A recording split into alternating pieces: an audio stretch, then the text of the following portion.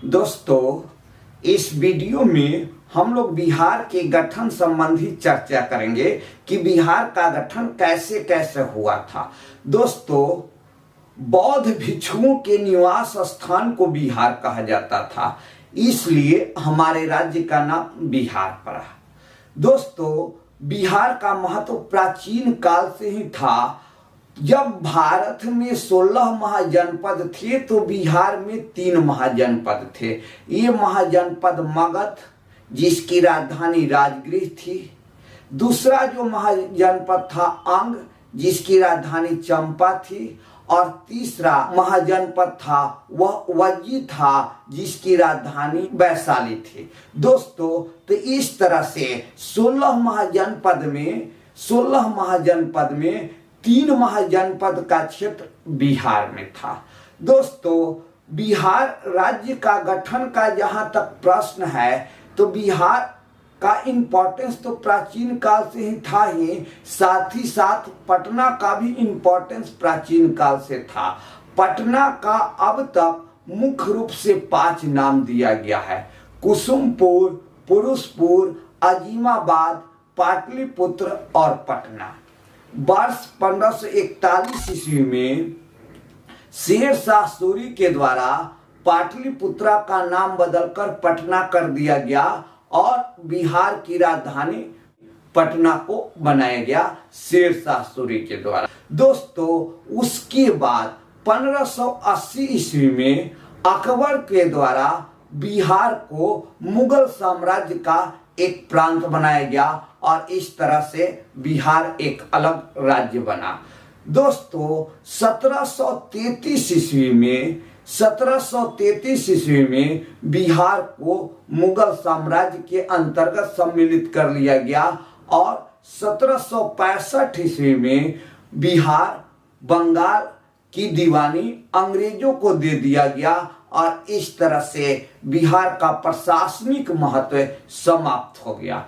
दोस्तों, इसके बाद डॉक्टर सच्चिदानंद सिन्हा, महेश नारायण और बिहार के अन्य बुद्धिजीवियों के द्वारा बिहार को एक अलग राज्य बनाने की मांग की गई और इसके लिए आंदोलन भी किया गया। दोस्तों, उस समय 1894 ईस्वी के करीब में बिहार टाइम्स एक समाचार पत्र प्रकाशित होता था। उस समाचार पत्र में एक अलग बिहार राज्य की मांग के लिए अनेकों लेख प्रकाशित किए गए। दोस्तों, इसी परिस्थिति में बिहार और बंगाल के क्षेत्रों में राष्ट्रवादी गतिविधियों का तीव्र गति से प्रसार हो रहा था। तो 1905 ईस्वी में बंगाल विभाजन की घोषणा किया गया, लेकिन बंगाल विभाजन का बहुत अधिक विरोध हुआ, जिसके कारण जॉर्ज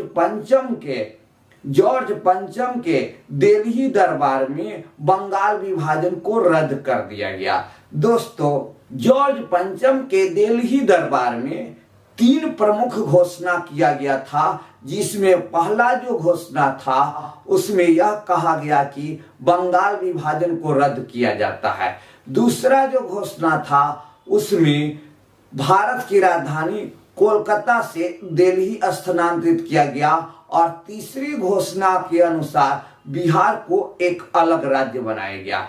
तो इस तरह से जॉर्ज पंचम के दिल्ली दरबार जो दिसंबर 1911 में हुआ था, उस घोषणा के अनुसार बिहार एक अलग राज्य बनाने जाने की बात कही गई। 22 मार्च 1912 को बिहार को एक अलग राज्य बनाया गया और 1 अप्रैल 1912 से बिहार पूर्ण रूप से कार्य करने लगा। दोस्तों, उस समय के तत्कालीन बिहार में वर्तमान बिहार, झारखंड और उड़ीसा सम्मिलित थे। दोस्तों, वर्ष 1936 में बिहार से उड़ीसा को अलग किया गया। 1935 के अधिनियम के अनुसार 1 अप्रैल 1936 को बिहार से उड़ीसा को अलग किया गया और 15 नवंबर 2000 को बिहार से झारखंड को अलग किया गया। दोस्तों, जिस समय झारखंड को एक अलग राज्य बनाया गया था, उस समय झारखंड में कुल 18 जिले थे और बिहार में कुल 37 जिले थे। बाद में वर्ष 2001 में जहानाबाद जिला के कुछ क्षेत्र को अलग कर अरवल जिला बनाया गया और इस प्रकार वर्तमान बिहार में 38 जिले हैं और 9 कमिश्नरियां हैं। दोस्तों, बिहार के गठन के बाद वर्ष 1916 में पटना उच्च न्यायालय की स्थापना की गई और वर्ष 1917 में पटना विश्वविद्यालय की स्थापना की गई। दोस्तों, पटना कॉलेज का गठन 9 जनवरी 1863 को किया गया था। दोस्तों, पटना कॉलेज पहले पटना जिला स्कूल था, जिसे बाद में 9 जनवरी 1863 को कॉलेज के रूप में स्थापित किया गया।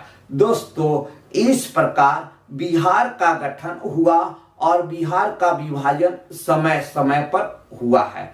दोस्तों, वर्तमान जो बिहार है, उस बिहार में 9 डिवीजन अर्थात 9 कमिश्नरियां, 38 जिले, 534 ब्लॉक और 101 अनुमंडल है।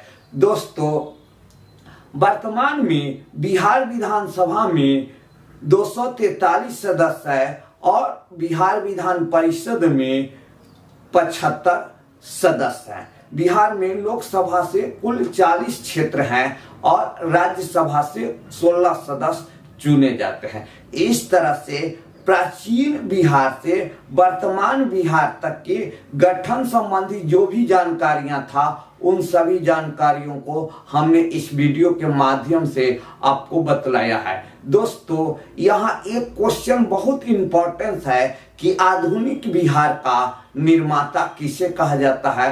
तो डॉक्टर सच्चिदानंद सिन्हा को आधुनिक बिहार का निर्माता कहा जाता है। और बिहार के विभाजन संबंधी जैसे 1912, 1936, 2000 यह बहुत अधिक एग्जाम के लिए इंपॉर्टेंट है। साथ ही साथ पटना के जो भी 5 नाम है, कुसुमपुर, पुरुषपुर, अजीमाबाद, पाटलिपुत्र, पटना, ये 5 नाम बहुत अधिक इंपॉर्टेंस है। दोस्तों, यहाँ एक और इंपॉर्टेंस है पटना का, वह इंपॉर्टेंस यह है कि मुगल साम्राज्य के राजा फारुखसियर जिसका राज्यारोहण पटना में हुआ था। मुगल साम्राज्य का एकमात्र शासक फारुखसियर था जिसका कि राज्यारोहण पटना में हुआ था 1713 ईस्वी में। यह बहुत अधिक इंपॉर्टेंट है। एग्जाम में कभी भी यह क्वेश्चन पूछा जा सकता है कि एकमात्र मुगल साम्राज्य का शासक जिसका कि राज्यारोहण पटना में हुआ था, तो किसका? फारुखसियर का वर्ष है 1713। दोस्तों, हम आप सभी से यह रिक्वेस्ट करते हैं कि इस वीडियो को अधिक से अधिक लाइक एवं कमेंट्स करें, साथ ही मेरे चैनल्स को सब्सक्राइब करें।